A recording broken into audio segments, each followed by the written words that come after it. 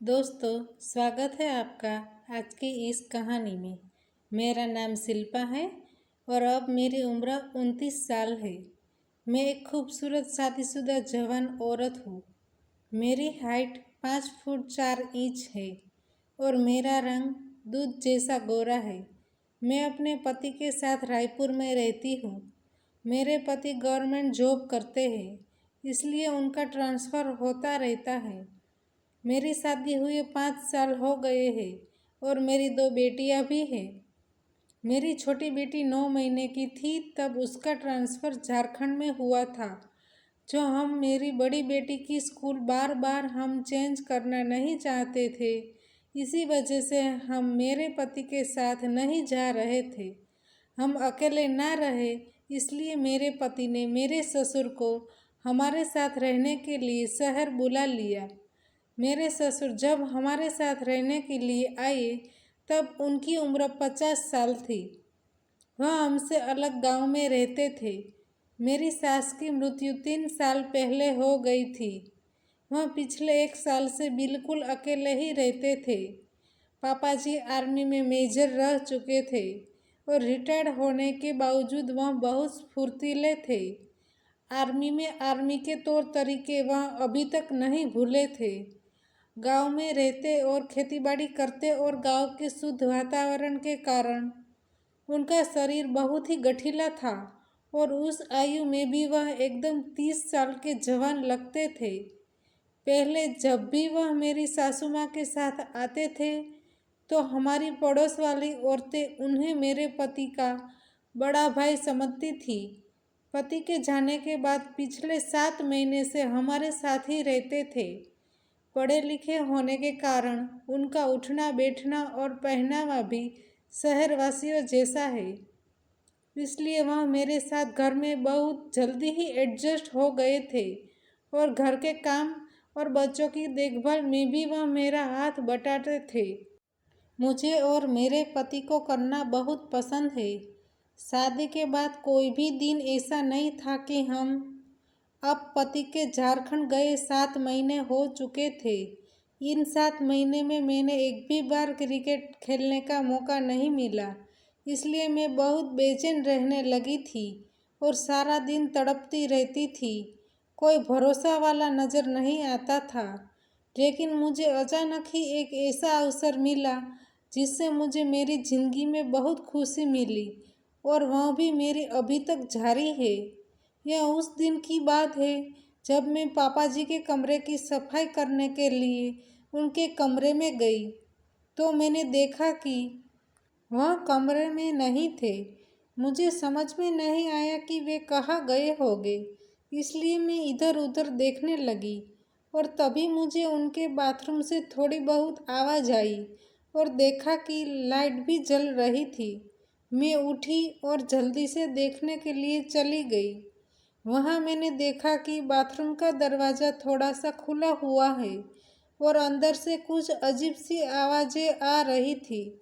मैं सुनकर घबरा गई और सोचा कि पापा जी की तबीयत ठीक नहीं है या वह किसी तकलीफ में है।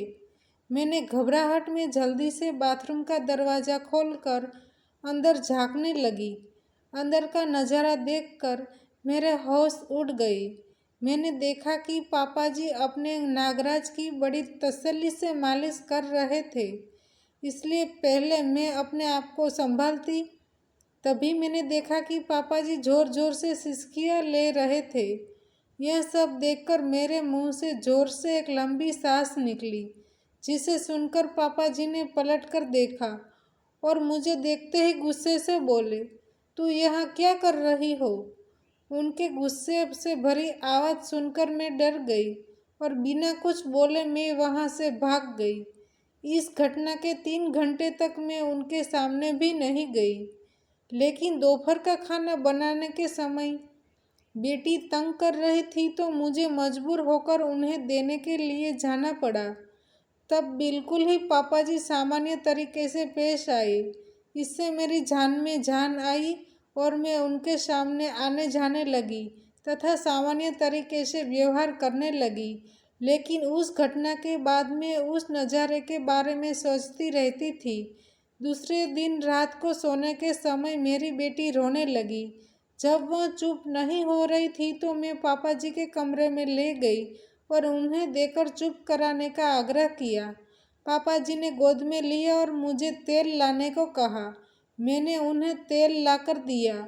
उन्होंने मेरी बेटी के पेट पर तेल मलने को शुरू कर दिया। कुछ ही देर में बेटी चुप होकर उन्हीं की गोद में सो गई। पोती को दादा के पास छोड़कर मैं अपने कमरे में कपड़े बदलने चली गई। तभी मेरे दिमाग में योजना आई कि अगर पापा जी को मैं अपनी झलक दिखला दूँ तो कुछ बात बन जाए। मैंने अपने सारे कपड़े चेंज करके वाइट कलर का पारदर्शी नाइट सूट गाउन पहना। फिर बेटी को पापा जी के कमरे में लेने के लिए गई। जैसे ही पापा जी ने मुझे उन कपड़ों में देखा और एक टक देखते ही रह गए। उनकी आंखों की चमक बता रही थी कि पापा जी मेरे बिछाए हुए जाल में फंस जाएंगे। मुझे कुछ इंतज़ार करना पड़ेगा। जब मैंने पापा जी से बेटी को लेने के लिए हाथ बढ़ाया तो वह देखते ही एकदम स्तंभ हो गई। मैंने कहा, पापा जी यह सो गई है, लाइए मैं इसको बिस्तर पर सुला देती हूँ। तब हड़बड़ाहट में उन्होंने कहा, यह अभी अभी सोई है, कच्ची नींद में है, इसलिए अभी इन्हें यहीं रहने दो। मैं हाँ करती हुई अपने कमरे में चली गई। मुझे नींद नहीं आ रही थी। मैं बहुत देर तक ऐसे ही करवटें बदलती रही। तभी मुझे याद आया कि मैंने बेटी को दूध पिलाया ही नहीं। मैं उठी और पापा जी के कमरे में गई तो देखा कि वह भी सो गए हैं। तब मेरे मन में आया कि मैं भी इसी कमरे में सो जाती हूँ, क्योंकि बेटी भी इसी कमरे में सोई हुई है। और मैं उनके पास लेट गई, बेटी को अपने पास खींचा और इतने में ही पापा जी ने नींद में करवट बदली और सीधे होकर सोने लगे। मेरी बेटी का पेट भर चुका था, लेकिन मुझे नींद नहीं आ रही थी। मैंने बेटी को अलग से सुला दिया और वहीं बैठकर पापा जी को निहारती रही। मैं सोच रही थी कि मैं क्रिकेट खेलकर जिंदगी का मज़ा लेना चाहती हूँ। मैं अपना अकेलापन दूर करना चाहती हूँ। इसके लिए अब मुझे मेरे पति के गैर मौजूदगी में भरोसे का और पूरा संतुष्ट करने वाला पुरुष मिल चुका है। अब मैं और इंतज़ार नहीं कर सकती थी। इसलिए मैं अपनी सारी झिझक छोड़कर मैं ससुर जी के पास जाकर बैठ गई। तो थोड़ी देर बाद पापा जी हिलने लगे और उनका हाथ मेरे सर पर आ गया था। मुझे लगा कि ससुर जी जाग गए हैं। उसकी इस हरकत से मैं थोड़ा घबराई।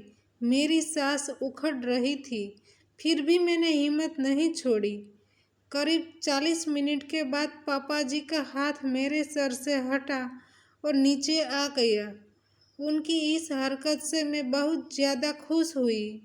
मुझे अभी मज़ा आ ही रहा था कि पापा जी उठकर बैठ गए और झटके से बेड पर से उतरकर लाइट जलाई और मुझे देखने लगे।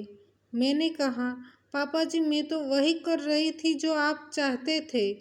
पापा जी बोले, मैंने ऐसा करने को कब बोला है? तुम्हें ऐसा नहीं करना चाहिए था। मैंने आज तक तुमको कोई इशारा भी नहीं किया है।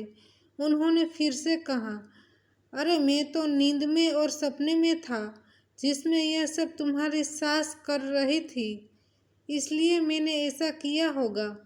मैंने कहा, पापा जी तो क्या हो गया? अगर मैंने इशारे को आपका देह समझकर आपकी सेवा भी कर दी तो आपका सपना और मेरा कर्तव्य पूरा हो गया है। वह बोले, अरे तू बात क्यों नहीं समझ रही हो? इससे पहले वह आगे कुछ बोले और बात ज़्यादा बिगड़े, मैं उठकर खड़ी हो गई। उन्हें आगे कुछ बोलने का मौका दिए बिना मैं उनके पैरों को पकड़कर नीचे बैठ गई। पापा जी कुछ नहीं बोले और चुपचाप खड़े रहे। मैं समझ गई कि लोहा गर्म है और चोट मारने का समय आ गया है। बस ससुर जी अब निकल चुके थे। उसके बाद बिना कुछ सोचे समझे मेरा ससुर मेरे साथ मस्त वाला क्रिकेट का खेल खेलने लगा। हम दोनों ने लगभग 3 घंटे तक क्रिकेट का खेल खेला। उन्होंने मेरे साथ मेरे पति से भी अच्छा क्रिकेट का खेल खेला था। उन्होंने मुझे बहुत ही संतुष्ट कर दिया था और अभी यह खेल रोज चलता है। दोस्तों, हमारी कहानी यहीं पे समाप्त होती है। तो दोस्तों, आपको हमारी कहानी कैसी लगी कमेंट्स में ज़रूर बताइएगा। और कहानी पसंद आई है तो वीडियो को लाइक करें और शेयर करें। और चैनल पर नए हैं तो चैनल को सब्सक्राइब करें।